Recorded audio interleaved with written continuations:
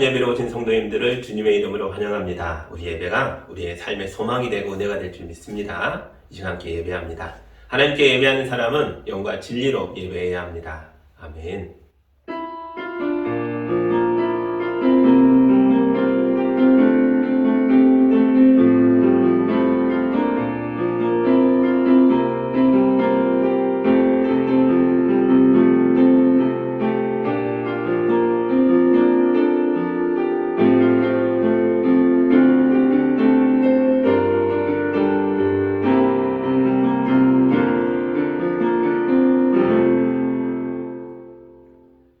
사랑의 하나님 아버지, 우리의 목자가 되어주셔서 감사합니다. 우리가 지쳐 넘어질 때 주님은 지팡이로 건져주셨고, 우리가 악한 짐승들에게 고통받을 때에 주의 막대기로 물리쳐 주셨습니다.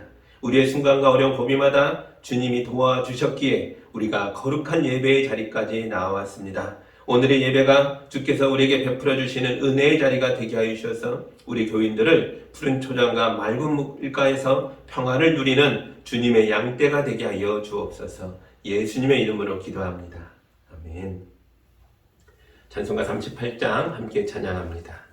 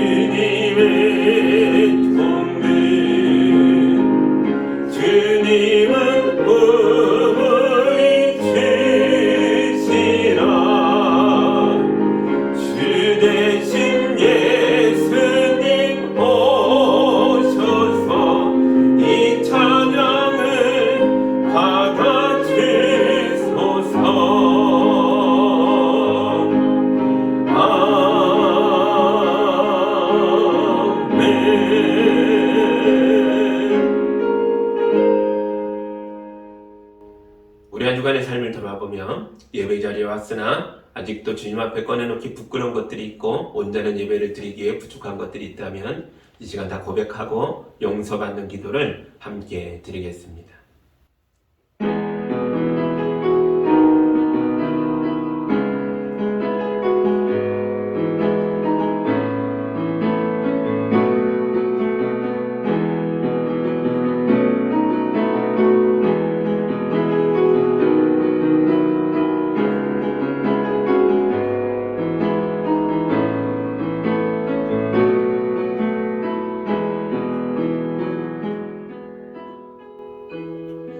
주여, 우리의 연약한 믿음을 고백합니다.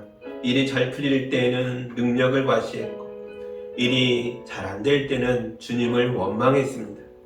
삶이 넉넉해질 때마다 하나님과 점점 더 멀어졌습니다. 삶이 팍팍해질 때에는 내가 짊어져야 할 것들을 가까이 있는 가족에게 떠넘겼습니다. 말씀의 뿌리가 약하니 유혹이 올 때 쉽게 흔들렸습니다. 사랑의 기도가 식으니 우리의 영혼까지 바싹 말라버렸습니다. 주여, 사막을 건너온 것처럼 메마른 심령으로 주님 앞에 섰습니다. 우리를 불쌍히 여겨 주옵소서. 이른 비와 늦은 비와 같은 은혜를 우리에게 부어주셔서 우리 영혼이 살아나게 하여 주옵소서. 예수님의 이름으로 기도합니다. 아멘. 이제 우리 주님의 용서와 치유와 화해의 말씀을 들으시기 바랍니다. 그러나 우리가 아직 죄인이었을 때에 그리스도께서 우리를 위하여 죽으셨습니다. 이래하여 하나님께서는 우리들에 대한 자기의 사랑을 실증하셨습니다. 그러므로 지금 우리가 그리스도의 피로 의롭게 되었으니 그리스도로 말미암아 하나님의 진노에서 구원을 얻으리라는 것은 더욱 확실합니다. 아멘. 용서받은 예배자로서 사도신경으로 우리의 신앙을 함께 고백하겠습니다. 나는 전능하신 아버지 하나님 천지의 창조주를 믿습니다. 나는 그의 유일하신 아들 우리 주 예수 그리스도를 믿습니다. 그는 성령으로 잉태되어 동정녀 마리아에게서 나시고 본디오 빌라도에게 고난을 받아 십자가에 못 박혀 죽으시고 장사된 지 사흘 만에 죽은 자 가운데서 다시 살아나셨으며 하늘에 오르시어 전능하신 아버지 하나님 우편에 앉아 계시다가 거기로부터 살아있는 자와 죽은 자를 심판하러 오십니다. 나는 성령을 믿으며 거룩한 공교회와 성도의 교제와 죄를 용서받는 것과 몸의 부활과 영생을 믿습니다. 아멘. 찬송가 289장 우리 함께 찬양합니다.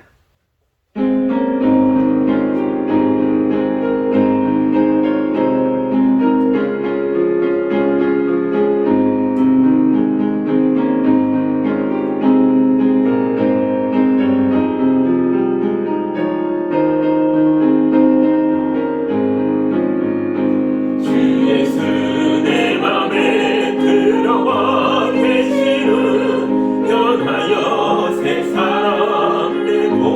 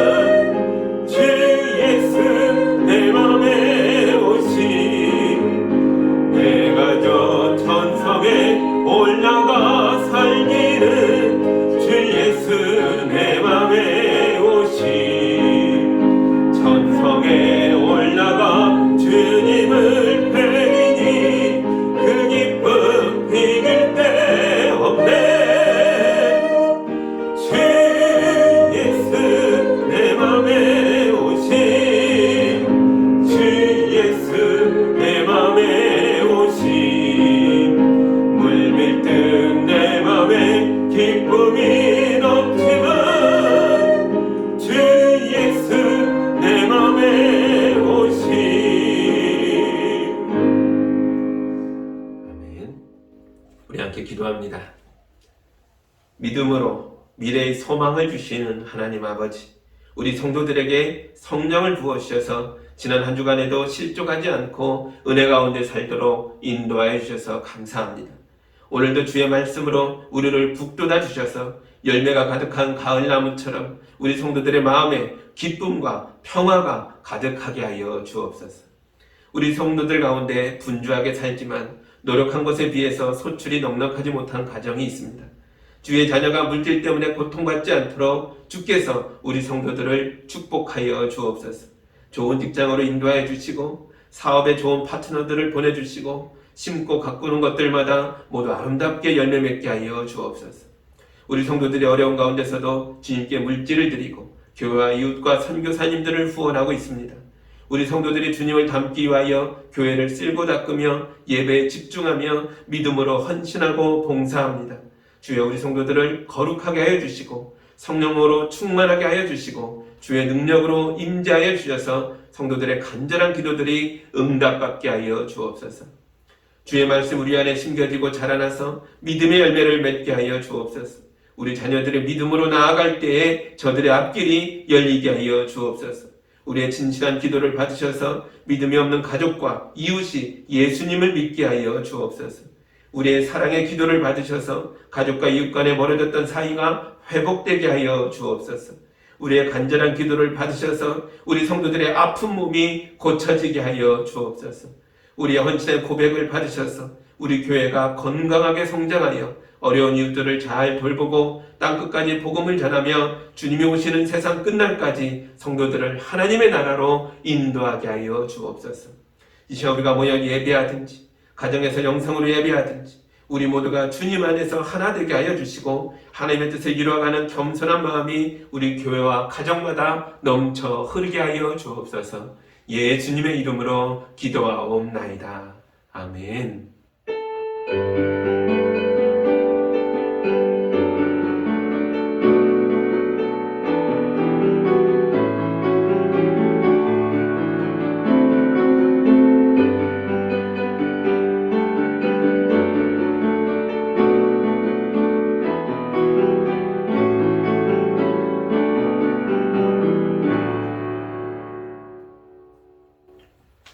하나님 말씀 같이 보겠습니다. 오늘 우리에게 주시는 주님의 말씀은 요한복음 20장 1절에서 18절까지의 말씀입니다. 주의 말씀을 봉독할 때에 여러분도 함께 보시기 바랍니다. 주간의 첫날 이른 새벽에 막달라 사람 마리아가 무덤에 가서 보니 무덤 어귀를 막은 돌이 이미 옮겨져 있었다. 그래서 그 여자는 시몬 베드로와 예수께서 사랑하시던 그 다른 제자에게 달려가서 말하였다. 누가 주님을 무덤에서 가져갔습니다. 어디에 두었는지 모르겠습니다. 베드로와 그 다른 제자가 나와서 무덤으로 갔다. 둘이 함께 뛰었는데 그 다른 제자가 베드로보다 빨리 달려서 먼저 무덤에 이르렀다. 그런데 그는 몸을 굽혀서 삼배가 놓여있는 것을 보았으나 안으로 들어가지는 않았다. 시몬 베드로도 그를 뒤따라왔다. 그가 무덤 안으로 들어가 보니 삼배가 놓여있었고 예수의 머리를 싸맸던 수건은 그 삼배와 함께 놓여있지 않고 한 곳에 따로 객혀 있었다. 그제서야 먼저 무덤에 다다른 그 다른 제자도 들어가서 보고 믿었다. 아직도 그들은 예수께서 죽은 사람들 가운데서 반드시 살아나야 한다는 성경 말씀을 깨닫지 못하였다. 그래서 제자들은 자기들이 있던 곳으로 다시 돌아갔다. 그런데 마리아는 무덤 밖에 서서 울고 있었다. 울다가 몸을 굽혀서 무덤 속을 들여다보니 흰옷을 입은 천사들이 앉아 있었다.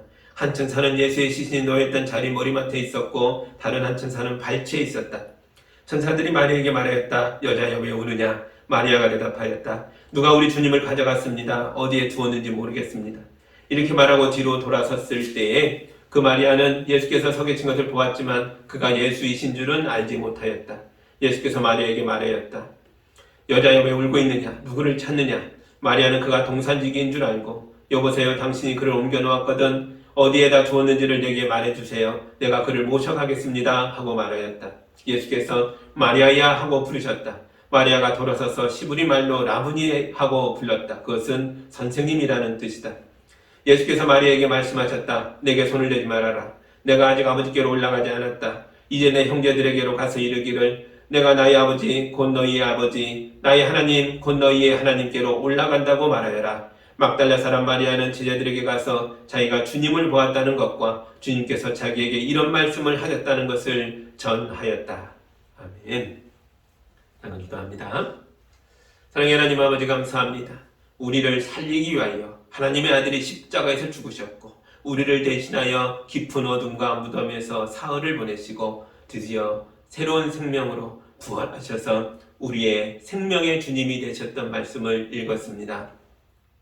이 말씀을 우리 가운데 들어와 박혀서 열매 맺게 하여 주셔서 우리가 생명의 열매로 거듭나게 하여 주옵소서. 예수님의 이름으로 기도합니다. 아멘. 할렐루야. 우리 주님이 부활하셨습니다. 옆에 가족이 있다면 옆 분에게 증언해 주십시오. 우리 주님이 부활하셨습니다. 혼자 계시다면 자기 가슴에 손을 얹으시고 자기 자신에게 증언하십시오. 우리 주님이 부활하셨습니다. 아멘. 오늘 본문부터 4번에 걸쳐서 요한복음의 마지막 2장이죠. 20장, 21장 부활의 예수님이 만난 사람들에 대해서 말씀을 나누려고 합니다. 오늘은 첫 번째 말씀으로 부활한 예수님이 마리아를 만나주신 이야기를 보려고 합니다. 부활의 예수님을 만나자 어둠 속에, 고통 속에, 슬픔과 아픔 속에 있던 사람들이 회복됐습니다. 평안을 누렸습니다. 기쁨을 다시 누리게 되었습니다. 여러분도 부활의 예수님을 만나셔서 주님 안에서 기쁨과 평안을 누리시기를 주님의 이름으로 축복합니다. 아멘. 그러나 부활이 있으려면 죽음이 먼저 있어야죠. 죽음이 없는 부활은 있을 수가 없죠. 우리 예수님은 십자가 위에서 다 이루었다 말씀하신 뒤에 고개를 떨어뜨리며 숨을 거두셨습니다. 그리고 우리는 지난주 본문을 통하여 그 이후에 어떤 일들이 일어났는가 하는 것을 보았습니다. 로마 총독은 반역죄로 처형당한 예수님의 시체를 십자가에 그냥 매달아 주려고 했었죠. 그래야 유대인 백성들에게 본보기가 되니까요. 함부로 까불지 마라, 반역하지 마라, 황제에게 대적하지 마라, 이렇게 죽는다. 그런 본보기입니다. 그런데 제사장들은 명절 중간에 큰 안식일인데 곧 몇 시간 후에 안식일이 시작되는데 성벽 옆에 시체가 매달려 있는 게 싫었죠. 그래서 총독에게 가서 시체를 치워달라고 요청합니다. 총독은 병사들을 보내서 죄수들의 다리를 꺾으라고 했습니다. 그래야 빨리 죽으니까요. 죄수들이 와서 예수님 우편 왼편 다 다리를 꺾는데 예수님을 보니까 이미 숨을 거두셨습니다. 그래서 다리를 꺾진 않았으나 그 병사 중에 하나가 창으로 예수님의 옆구리를 찔렀죠. 그래서 그 구멍에서 물과 피가 쏟아져 나왔습니다. 요한이 이걸 자세하게 기록해 놓은 이유는 우리 예수님이 진짜로 죽었다, 이것을 말하기 위해서죠. 확실하다, 내가 봤다. 그리고 로마인들은 가족이 찾아가지 않는 죄수의 시체는 아무 구덩이에 던져서 그냥 가매장을 한 상태로 버려둡니다. 예수님의 몸도 그렇게 버려질 상황이었죠. 그때에 유대인 지도자들의 하나였던 아리마대 사람 요셉과 니고데모가 예수님의 시체를 달라고 요구하죠. 이건 빌라도 총독에게 내가 예수의 사람입니다, 가족과 같은 그런 제자입니다 라는 걸 스스로 밝힌 겁니다. 대단한 모험을 한 겁니다. 이들은 예수님의 장례식을 치루었습니다. 모두가 지켜보는 가운데 향품으로 예수님을 바르고 수의로 싸서 동상 가운데 있는 새 무덤에 넣었습니다. 이건 그들의 지위와 권력과 명예와 재산과 심지어 목숨까지도 유태롭게 할 만한 그런 어려운 일이었던 거죠. 숨어있던 제자들이었는데 십자가 앞에서 어떤 결심이 생긴 것 같아요. 다 드러내고 예수님의 마지막 장례를 자기들 손으로 치릅니다. 안식일이 불과 몇 시간 후로 다가오고 있기 때문에 이 두 사람은 예수님의 다른 제자들, 도망가고 숨어있는 제자들을 찾아가서 만나서 장례를 의논할 시간이 없었죠. 그래서 마침 요셉의 무덤이라 예상되어 동산 가운데 있는 새 무덤이 있어서 거기에다가 예수님의 시신을 안치합니다. 그리고 입구를 커다란 돌로 막았죠. 여기까지 지난주에 봤습니다. 그리고 금요일 저녁 안식일이 바로 시작됐고 다음 토요일 저녁까지 안식일이 다 지나갑니다. 이때는 아무것도 못하죠. 그리고 토요일 저녁 깜깜하니까 또 그냥 지나갑니다. 주간의 첫날 일요일 아침이 될 때까지 예수님의 시신은, 예수님의 무덤은 깊은 어둠 속에 방치되어 있었습니다. 아무도 찾아오지 않는 거죠. 안식일과 캄캄한 밤이 지나갑니다. 이제 20장 1절입니다. 주간의 첫날 이른 새벽에 막달라 사람 마리아가 무덤에 가서 보니 무덤 어귀를 막은 돌이 이미 옮겨져 있었다. 아멘. 한 여인이 아주 이른 새벽에 예수님의 무덤에 왔다가 무덤이 열려 있는 걸 보았습니다. 왜 이 시간에 왔는지는 아시죠? 안식일이라 올 수 없었고 토요일 밤에 여인이 어떻게 옵니까? 그래서 그날 두 번째 밤도 못 옵니다. 그리고 움직일 수 있는, 찾아갈 수 있는 가장 이른 새벽, 드디어 갈 수 있는 시간에 첫 번째로 이 여인이 무덤가에 찾아온 거죠. 이 여인은 막달라 사람 마리아라고 말합니다. 막달라가 어디냐? 학자들이 찾아보니까요, 갈릴리 주변의 한 작은 마을입니다. 그러니까 이 여인은 갈릴리에서부터 예루살렘까지 예수님을 따라왔던 많은 제자들 중에 한 사람이었던 거죠. 막달라 마리아, 이 사람은 예수님의 어머니와 다른 여인들과 함께 십자가 밑에까지 따라갔습니다. 그때 다른 남자 제자들은 어디 있었을까요? 다 도망갔고 숨었고 오직 한 사람, 이 십자가의 목격자인 요한만 혼자, 남자 중엔 하나, 십자가 옆에 남아있었죠. 12제자들도 없습니다. 많은 제자들도 다 도망갔습니다. 심지어 얼마나 이들이 무섭고 체념 속에 있었는지 이른 새벽에 안식일 이후에 올 수 있는 시간에 아무도 안 왔어요. 마리아만 찾아왔어요. 수많은 잘난 남자들이 제자의 삶에서 실패하고 도망갈 때 가부장적 사회에서 무시당하고 천대받던 여인들은 예수님의 십자가 밑에까지 왔고 예수님의 무덤까지 왔습니다. 그래서 이 여인들이 부활의 첫 증인이 된 것입니다. 막달라 마리아가 위대한 신앙을 가진 사람은 아닙니다. 사실 여인의 믿음에 대해서 성경이 기록하고 있는 내용들을 보면 다른 사람들과 별반 차이가 없습니다. 크게 다를 게 없어요. 2절 보시죠.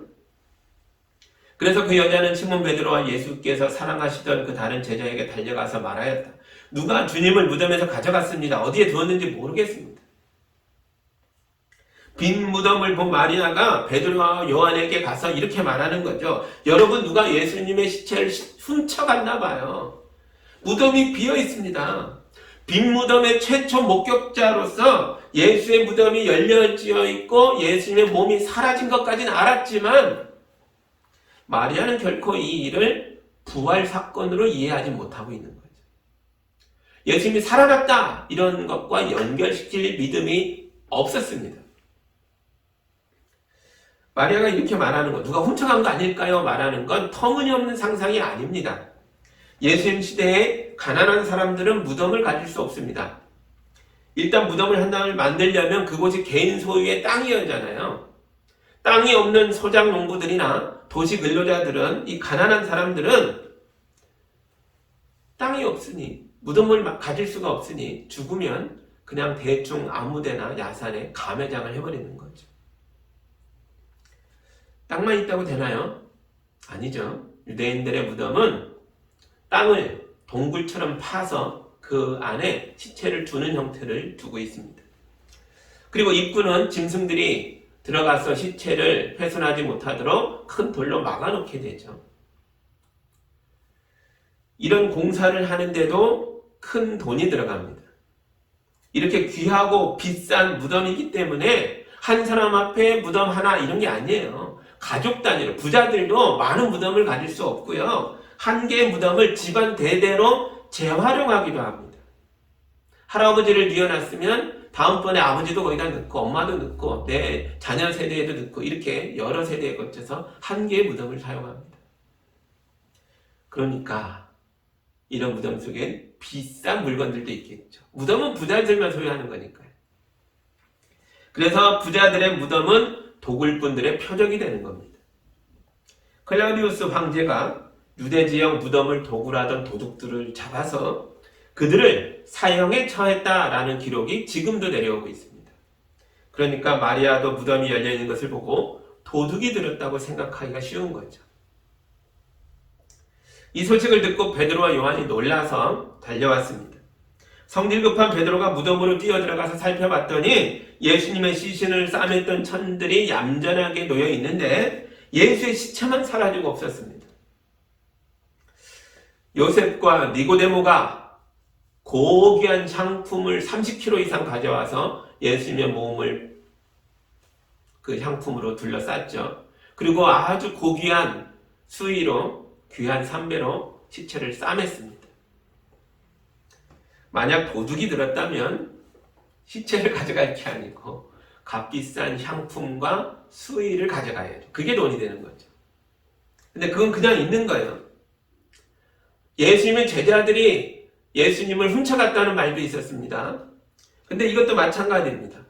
제자들이 선생님의 시체를 가져간다면 향품과 수의를 벗겨내고 알몸의 시체를 그냥 들고 간다? 이게 있을 수가 없는 일이죠. 제자들이 예수님의 몸을 모셔갔다면 수의체로 가져갔어야 하는 게 맞습니다. 근데 그런 건 다 남아있는 거예요. 예수님의 몸만 사라졌어요. 그러나 마리아가 그랬던 것처럼 베드로와 요한도 수의를 보면서도 도둑은 아니다. 우리 중에 누군가도 아니다. 그건 알겠는데 예수께서 부활하셨다라는 것과는 연결시키지 못합니다. 9절과 10절 보시죠. 아직도 그들은 예수께서 죽은 사람들 가운데서 반드시 살아나야 한다는 성경 말씀을 깨닫지 못하였다. 그래서 제자들은 자기들이 있던 곳으로 다시 돌아갔다. 죽은 자의 부활이란 그만큼 믿기가 힘든 일입니다. 아니 상상조차 되지 않는 일이었습니다. 그래서 베드로와 요한은 더 이상 조사할 생각도 하지 못한 채 그냥 집으로 돌아갔습니다. 믿음은 바라는 것들의 실상이며 보이지 않는 것들의 증거입니다. 예수의 말씀을 믿었다면 눈앞에 이 기가 막힌 현실이 모두 설명이 됐을 겁니다. 그 말씀을 안 들은 게 아니거든요. 내가 십자가에서 죽고 사흘 만에 살아나리라. 여러 번 말씀하셨습니다. 믿음이 없으니까. 눈앞에 벌어지는 이 현실이 이해가 안 되고 설명할 길이 없는 겁니다. 제가 시편의 말씀을 하나 읽어드리겠습니다. 내가 죽은들 주님께 무슨 유익이 되겠습니까? 내가 죽어 구덩이에 던져지는 것이 주님께 무슨 유익이 되겠습니까? 한 줌의 티끌이 주님을 찬양할 수 있습니까? 한 줌의 흙이 주님의 진리를 전파할 수 있습니까? 주님께서는 내 통곡을 기쁨의 춤으로 바꾸어 주셨습니다.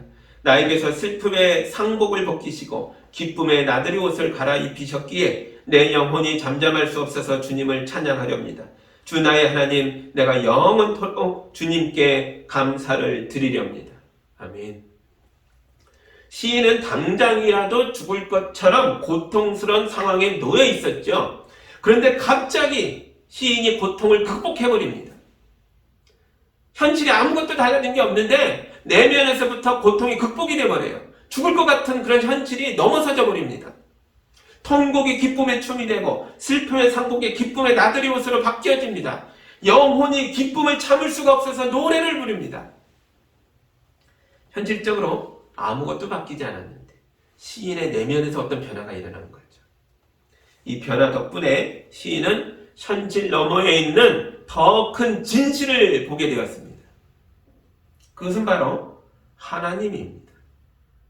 시인이 하나님을 믿게 되자 현실의 통곡과 슬픔과 죽음을 벗어나서 미래의 희망과 기쁨을 노래할 수 있게 되었습니다. 이게 믿음입니다. 여러분, 예수님을 믿으십시오. 믿음은 우리가 현실을 극복하고 넘어설 수 있게 해줍니다. 믿음은 내일의 희망을 오늘로 가져오는 힘입니다. 그러나 마리아는 믿음이 없으니까 지금 눈앞의 현실을 설명할 수가 없었습니다. 그래서 제자들은 집으로 돌아갔고 마리아는 무덤 앞에 앉아서 우는 것밖에 할 수 없었습니다. 믿음이 없으면 심지어 부활의 예수님이 내 앞에 직접 나타나셨다 할지라도 예수님을 알아보지 못합니다. 15절 보시죠. 예수께서 마리아에게 말씀하셨다. 여자여, 왜 울고 있느냐? 누구를 찾느냐? 마리아는 그가 동산지기인 줄 알고, 여보세요, 당신이 그를 옮겨 놓았거든 어디에다 두었는지를 내게 말해주세요. 내가 그를 모셔가겠습니다 하고 말하였다. 동산은 부자의 과수원이라고 말씀드렸죠. 그래서 외부인이 들어오지 못하게 울타리가 쳐져 있죠. 이 동산은 예루살렘 성벽 바로 옆에 붙어 있는 것이라서 동산지기가 지키고 있을 만큼 아주 고급스러운 곳이었던 것 같아요. 이곳에다가 개인 사적 무덤을 만든 거죠. 그래서 마리아는 예수님을 보고 동산지기라고 생각했습니다. 마리아는 부활하신 예수님을 붙잡고 예수님에게 예수의 시체를 찾아달라고 하니 이건 코미디로 만들어도 될 만큼 대단히 웃긴 장면입니다. 예수님 붙잡고 예수님 앞에서 예수의 시체를 주십시오. 어디 있습니까? 이 말이 되지가 않죠. 마리아가 왜 이런 실수를 할까요? 왜냐하면 마리아는 예수님이 다시 살아날 것이라고는 꿈에도 생각하지 못했기 때문입니다. 믿음은 대단히 중요합니다. 왜냐하면 우리 인생에서 일어나는 많은 기적들이 믿음을 통해서 일어나기 때문입니다. 10개를 하혈을 하며 중병을 앓던 여인이 예수님에 대한 소문을 들었습니다. 내가 예수의 옷자락만 만져도 내 병이 나을 텐데, 여인이 이런 생각을 하게 됩니다. 그리고 마침내 여인이 예수가 계신 곳까지 와서 많은 사람들이 밀고 땡기는 그 인파 속에 섞여 들어가서 예수의 옷자락을 잡았습니다. 그때 예수님이 여인을 보시고 말씀하셨습니다. 기운을 내라 내 딸아. 너의 믿음이 너를 구원하였다. 그때 여인의 병이 씻은 듯이 다 나았습니다. 이게 믿음의 능력이죠. 얼마 전에 우리 교회 한 성도가 허리가 많이 아팠다고 해요. 이분이 아픈 허리를 부여잡고 예배를 드리는데 마침 그날 제가 헌금기도 시간에 감사를 드리면서 우리 교인들의 연약함을 고쳐달라고 기도했습니다. 그때 이분의 마음에 저 기도는 나를 위한 기도다라는 믿음이 확 생겼다고 합니다. 그 순간 아픈 허리가 씻은 듯이 나아버렸다는 거죠. 저는 우리 교인들을 위해 기도했을 뿐인데 한 교인이 그 기도를 나를 위한 기도다라고 믿고 붙잡자 병이 나은 것입니다. 믿음은 기적을 일으킵니다. 그러나 우리에겐 이런 믿음이 없는 게 문제죠. 제가 교인들과 상담을 하거나 어떤 가정의 신방을 갔을 때에 하나님의 손길이 거의 다 와 있는 걸 느낄 때가 있어요. 어떤 간절한 기도 제목을 내놓는데 말씀을 나누고 이 가정을 위해 기도하는데 어떤 그런 감동들이 있는 거예요. 하나님의 손길이 거의 다 와 있구나. 이 가정이 이분들이 주님의 손을 믿고 딱 잡기만 하면 이제 해결되겠구나. 그런데 그 마음을 나누어도 이상하게 교인들이 받아들이질 못하더라고요. 그러면서 그래요. 왜 안 되는지, 왜 못하는지, 왜 할 수 없는지 자꾸 변명을 계속하는 거예요. 너무 안타까웠지만 자기 스스로 믿음에서 후퇴하고 있는 것이라서 제가 더 도울 게 없었습니다. 여러분, 주의 말씀이 선포될 때에 이 말씀이 믿어지지 않을 때라도 주여 믿나이다. 믿음이 없는 나를 도와주소서. 억지로라도 외치십시오. 비록 연약한 믿음이라도 믿음은 믿음이니까요. 예수께서 여러분의 믿음의 고백을 들으시고 여러분의 삶에 기적을 베풀어 주시기를 주님의 이름으로 기원합니다. 아멘. 그러나 어떤 기적은 우리의 믿음과 아무 상관이 없는 기적이기도 합니다. 예수의 부활이 그렇습니다. 예수님의 부활은 하나님의 사건입니다. 베드로가 믿지 못했다고 해서, 마리아가 믿지 못했다고 해서 부활이 없는 게 아니라는 거죠. 하나님의 사건은 자기 아들과 그 아들의 고난과 죽음에 대해서 이미 말씀하셨던 것이고, 이 말씀이 성경으로 기록되어 우리에게 왔고, 그리고 하나님의 아들 예수가 이 말씀대로 고난을 받고 죽음으로써 부자의 무덤에 들어가심으로써 사흘 만에 부활의 사건이 일어난 것입니다. 그러므로 우리가 믿음이 없다고 해서 예수의 부활이 없는 게 아닙니다. 우리 예수님은 사람의 믿음과 상관없이 하나님의 사건 안에서 죽음을 이기고 부활하셨습니다. 예수님의 부활은 아버지가 선포한 말씀을 아들로서 완성하시는 하나님 아들의 믿음의 사건이거든요. 마리아는 예수님의 무덤이 비어있는 것을 보고 예수님의 시체를 찾아다녔습니다. 빈 무덤 앞에서 산 예수가 아닌 죽은 예수를 찾고 있으니 얼마나 믿음이 없는 사람입니까? 그런데 왜 부활하신 예수님이 이런 믿음 없는 여인을 가장 먼저 만나 주셨을까요? 왜냐하면 이 여인은요, 예수님을 모든 제자들 가운데 가장 뜨겁게 사랑한 여인이기 때문에 그렇습니다. 16절 보시죠. 예수께서 마리아야 하고 부르셨다. 마리아가 돌아서서 시브리 말로 라부니 하고 불렀다. 그것은 선생님이라는 뜻이다. 아멘. 마리아가 죽은 예수를 찾아 떠나갈 때에 부활하신 예수님께서 마리아야 라고 이 여인의 이름을 부르셨습니다. 이름을 불러주는 예수님의 음성은 대단히 친절하고 따뜻하고 부드럽고 친밀했을 겁니다. 마리아는 자기 이름이 불릴 때 자기의 존재 전체를 감싸 안으시는 사랑을 느꼈을 겁니다. 자기에게 이런 사랑을 주셨던 분은 이 세상에 오직 한 분뿐이었죠. 그래서 마리아가 돌아서서 선생님 하고 외쳤습니다. 알아본 거죠. 많은 말이 필요 없었습니다. 예수께서 따뜻하게 이름을 불러주실 때 마리아의 마음에서부터 모든 의심과 고통과 번뇌와 슬픔이 사라지고 죽은 줄 알았던, 영원히 잃어버린 줄만 알았던 예수님을 다시 찾게 되었습니다. 여러분, 믿음보다 귀한 것이 사랑입니다. 고린도전서 13장의 말씀을 읽어드리겠습니다. 사랑은 없어지지 않습니다. 그러나 예언도 사라지고 방언도 그치고 지식도 사라집니다. 지금 우리가 거울로 영상을 보듯이 희미하게 보지만은 그때에는 얼굴과 얼굴을 마주하여 볼 것입니다. 지금은 내가 부분밖에 알지 못하지만은 그때에는 하나님께서 나를 아신 것 같이 내가 온전히 알게 될 것입니다. 그러므로 믿음, 소망, 사랑, 이 세 가지는 항상 있을 것인데 그 가운데서 으뜸은 사랑입니다. 아멘. 믿음이 부족했던 마리아가 왜 부활의 첫 증인이냐고요? 왜냐하면 마리아가 예수님을 사랑했기 때문입니다. 마리아는 안식일이 끝나는 첫 새벽에 누구보다도 가장 먼저 예수님의 무덤으로 달려간 여인입니다. 마리아에게는 믿음과 소망과 사랑 중에 가장 으뜸인 사랑이 있었습니다. 믿음이 부족했다 할지라도 주님을 만나지 못하는 게 아니라는 거죠. 믿음이 기적을 일으킨다면 사랑은 사람을 살립니다. 사실 마리아가 예수님을 사랑하기 전에 예수께서 먼저 마리아를 사랑하셨죠. 예수님이 왜 십자가에서 죽으셨어요?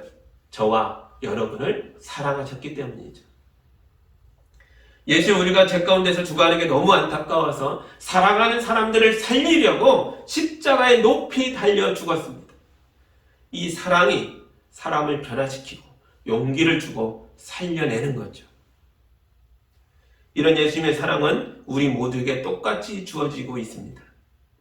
그런데도 마리아에게 특별한 것이 하나 더 있다면 다른 제자들은 두려움에 압도당하여 예수로부터 멀리 도망가고 숨었을 때에 마리아는 예수님의 십자가 밑으로 찾아왔습니다. 부활의 아침에도 다른 제자들이 무서워 꺼려하며 오지 못할 때에 마리아는 이른 새벽부터 예수의 무덤으로 찾아왔습니다. 비록 그녀는 믿음이 부족했을지는 몰라도 사랑만큼은 누구보다도 크고 강했습니다. 마리아는 예수님을 향한 자기의 사랑을 솔직하고 담대하게 고백하고 있습니다. 자기 사랑에 충실했죠. 마리아가 예수님의 모든 제자들 중에서 예수님을 가장 뜨겁고 솔직하게 사랑하는 제자였기에 예수님은 그녀를 부활의 첫 증인으로 삼으신 겁니다. 부활의 예수님을 첫 번째로 만났다는 게 무슨 훈장도 아니고 벼슬도 아닌데 여기에 무슨 중요한 의미가 있을까요? 예, 있습니다. 17절과 18절을 보겠습니다. 예수께서 마리아에게 말씀하셨다. 내게 손을 대지 말아라. 내가 아직 아버지께로 올라가지 않았다. 이제 내 형제들에게로 가서 이르기를 내가 나의 아버지 곧 너희의 아버지 나의 하나님 곧 너희의 하나님께로 올라간다고 말하여라. 막달라 사람 마리아는 제자들에게 가서 자기가 주님을 보았다는 것과 주님께서 자기에게 이런 말씀을 하셨다는 것을 전하였다. 아멘. 예수님은 마리아를 부활의 첫 번째 목격자로서 제자들에게 가서 부활의 소식을 전하라라고 말씀하십니다. 이게 사명을 주고 있는 거죠. 해야 할 일을 맡기시는 겁니다. 예수의 거룩한 일들을 마리아로 하여금 수행하라고 맡겨주시는 겁니다. 그런데 2000년 전의 유대 사회에는 지독한 가부장제 사회라서 여자의 목격담이나 여자의 증언을 받아주지 않았습니다. 그런데도 예수님이 이 부활의 메시지를 마리아에게 맡기셨습니다. 부활의 첫 증인의 자격은 남녀 성별이 아니라 사랑이기 때문입니다. 마리아는 모든 제자들 중에서 가장 뜨겁게 예수를 사랑하는 제자였기에 두려움에 빠져 숨어있는 제자들에게 찾아가서 부활의 소식을 전할 자로 선택되었습니다. 그들을 살려내는 일에 가장 적합한 제자가 마리아였던 거죠. 사랑이 사람을 살리기 때문에. 마리아의 증언은 숨어있는 제자들을 일으켜 세워서 예수님 앞으로 오게 했습니다. 그리고 이 증언은 오늘날의 우리에게까지 영향을 끼쳐서 우리를 예수님 앞으로 데려가고 있습니다. 며칠 전에 작은 교회를 목회하는 목사님들과 만날 일이 있었습니다. 평일에는 일하고 주일에는 설교하느라 하루도 쉬지 못하는 분들입니다. 요즘 코로나 시국이라 인터넷에 엄청나게 많은 설교가 올라오고 있죠. 일하는 목사님들은 설교 준비할 시간도 부족하고 너무 피곤하니까 그냥 좋은 목사님 설교 하나 골라서 교인들과 함께 영상으로 보고 목사님들은 좀 다른 영역 그렇게 하면서 교인들과 나누면 안 될까? 그러면 어떨까? 제가 농담처럼 얘기를 해봤어요. 제가 물어봤는데요. 함께 있던 이 젊은 목사님들이 다 안 된대요. 그렇게 못하겠대요. 너무 힘들지만 그래도 꾸역꾸역 자기들이 설교를 해야 한대요. 왜 그럴까요? 그때 교인이 7명 정도 있는 교회에 목사님이 저보고 그렇게 말씀하시더라고요. 목사님, 그 유명한 목사님들이 우리 교인들을 알까요? 모르죠. 그런데 저는요, 우리 교회 교인들을 너무 잘 알고 있습니다. 그래서 준비할 시간도 부족하고 제 능력과 실력도 부족하지만 제가 설교해야 합니다. 이분의 말씀에 정말 고개가 숙여지더라고요. 이런 목사님이 목회하는 교회의 성도들은 참 행복한 교인들일 겁니다. 왜냐하면 이 목사님이 그 7명의 성도들을 뜨겁게 사랑하고 있으니까요. 우리 교회의 지난 15년을 돌아보면서 우리 교회 역사 곳곳에 부모 세대의 엄청난 사랑과 희생이 묻어있는 걸 보게 됩니다. 예수님의 사랑이 우리를 살렸던 것처럼 예수님을 사랑하고 교회를 사랑하고 자녀와 다음 세대와 성도들을 사랑했던 우리 부모 세대의 사랑이 오늘날의 우리와 우리 자녀들을 살리고 있는 줄 믿습니다. 믿음은 기적을 만들지만 사랑은 사람을 살립니다.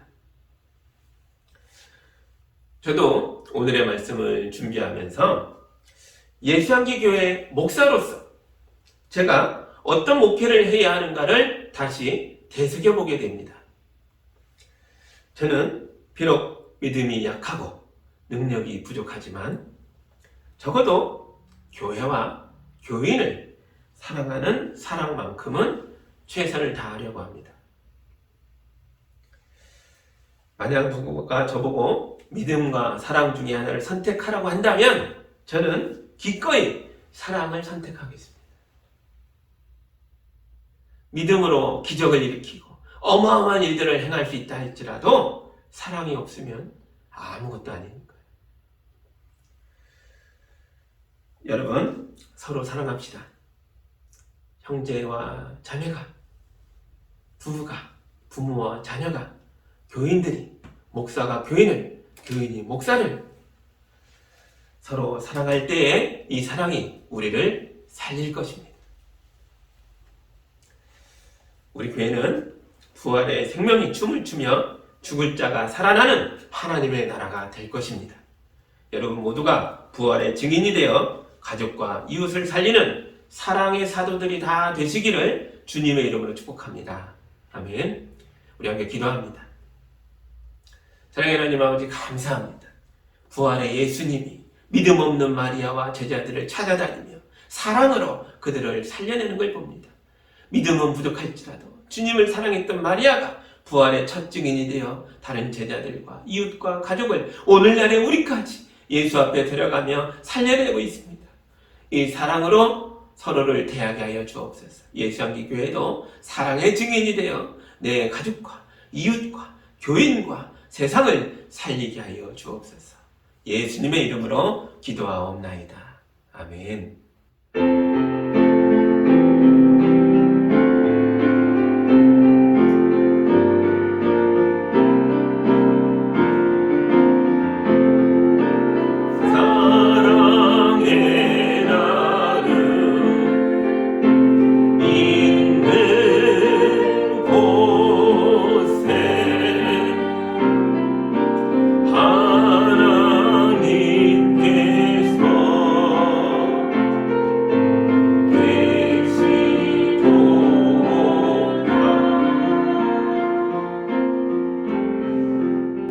하나님 감사합니다.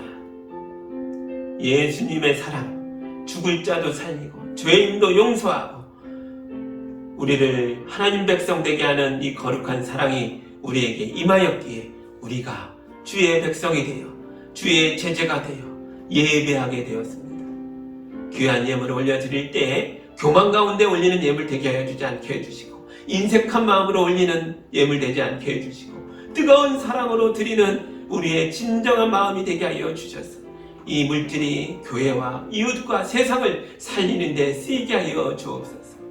우리 성도들을 복되게 하여 주시고 강건하게 해주시고 담대하게 해주시고 사랑이 충만하게 해주셔서 자기 자신과 가족과 이웃을 살리는 데에 거룩하게 쓰임받게 하여 주옵소서.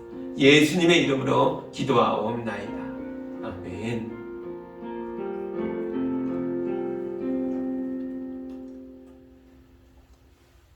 여러분 이번 한 주간은 어떻게 사시겠습니까? 부활의 증인이 되어 사랑으로 살아내시기 바랍니다. 그때 이 사랑이 여러분을 구원하고 가족과 이웃을 새롭게 할 줄 믿습니다. 아멘. 우리 마지막 찬양 뜨겁게 부르고 우리 삶의 자리로 담대하게 나아가겠습니다.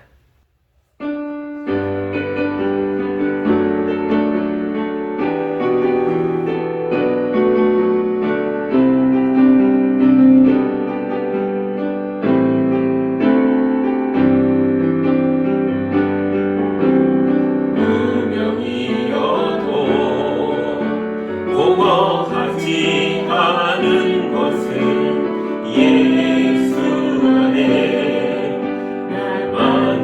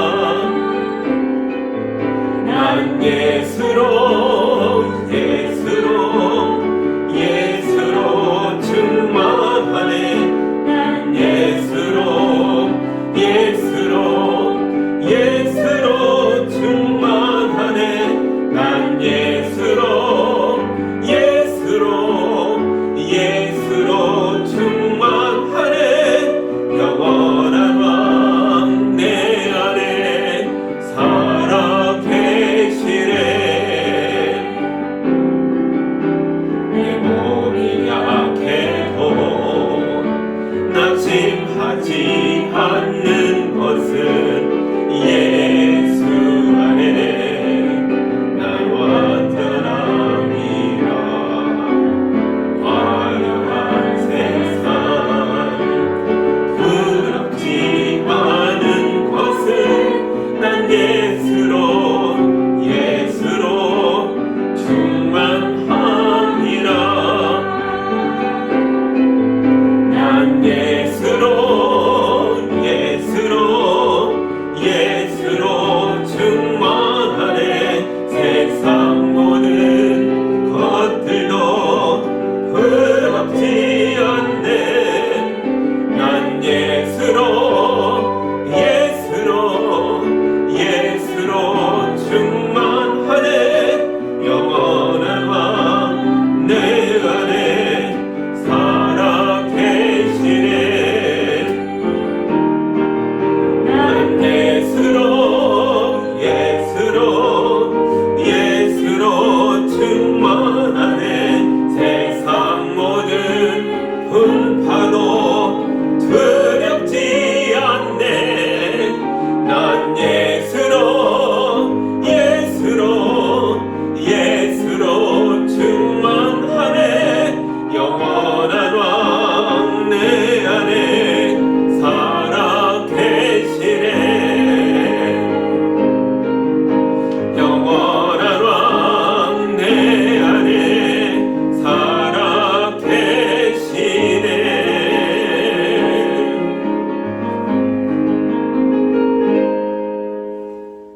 이제는 우리 주 예수 그리스도의 은혜와 우리 하나님 아버지의 놀랍고 큰 사랑과 우리 성령님의 우리를 구원하는 거대한 능력과 함께 하심이 주의 말씀에 아멘하며 믿음으로 주를 바라보며 사랑으로 주를 따르는 성도들과 가정과 삶의 터전 위에 이제로 주영까지 함께 하기를 간절히 축원하옵나이다.